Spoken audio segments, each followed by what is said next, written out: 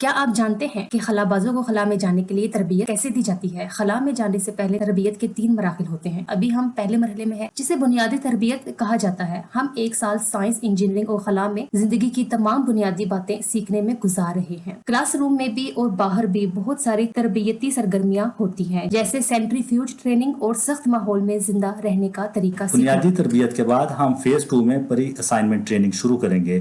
ہم خلائی اشیاء کا استعمال سیکھیں گے، مثلا روبوٹک آرم کی تربیت، پول میں اسپیس واک کی تیاری، خلائی ٹوائلٹ کیسے جانا ہے، خلا میں کافی کیسے بنانی ہے۔ خلا میں پرواز سے پہلے تیسرا یا آخری مرحلہ انکریمنٹ ٹریننگ ہے۔ ہمارے پاس کئی تجربات پر توجہ مرکوز کرنے کے لیے 2 سال ہوں گے جو خلا میں بھی انجام دینا ہوں گے۔ ہمیں اس خلائی عملہ سے ملنے اور تربیت کرنے کا موقع ملے گا جس کے ساتھ ہم نے جانا ہوگا۔ ہم نے سنا ہے کہ یہ چیلنجز سے بھرا ہوا ہے، لیکن ہم چیلنجز کے لیے تیار ہیں۔